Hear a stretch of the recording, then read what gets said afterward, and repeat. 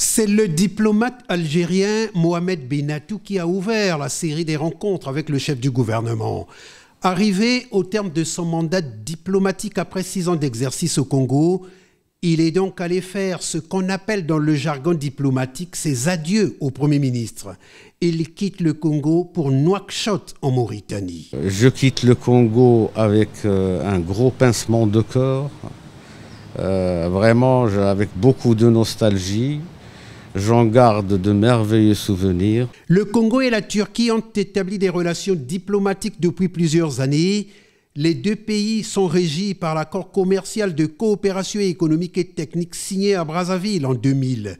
Anatol Kollinimakosso et le diplomate turc Serhan Ali Yiğit ont échangé sur les questions d'intérêt commun et des grands événements à venir qui concernent les deux pays. Il s'agit notamment de deux événements. Le premier, c'est celui qui concerne le Forum économique et d'affaires Turquie-Congo qui se tiendra en octobre.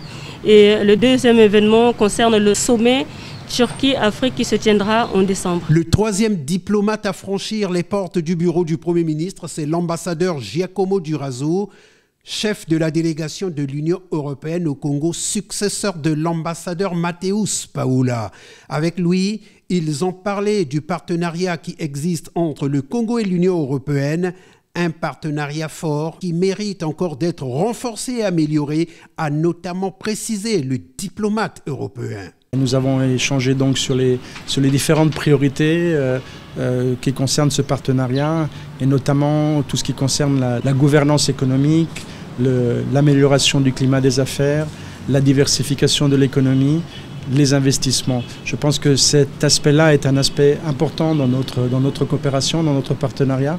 Et donc j'ai voulu féliciter le Premier ministre et son gouvernement dans toutes les actions qu'ils sont en train d'entreprendre pour travailler dans cette direction. Cette série de rencontres avec les partenaires du Congo a été bouclée par la représentante de l'UNESCO au Congo, Mariga Barry Fatoumata, qui est allée remettre au Premier ministre l'invitation officielle de la directrice générale de l'UNESCO pour sa participation à la conférence générale de l'UNESCO prévue en novembre prochain à Paris.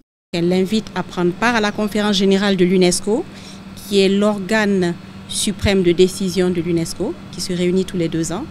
Et donc cette année, l'UNESCO célèbre ses 75 ans. Pour des raisons multiples, nous souhaiterions avoir donc le Premier ministre comme intervenant à la conférence générale. Alors donc le deuxième point était aussi pour remercier le Premier ministre parce que suite à la signature de l'accord de coopération lors du passage de la directrice générale de l'UNESCO ici au Congo l'année dernière, il était stipulé donc que le gouvernement puisse trouver un siège à l'UNESCO ici au Congo.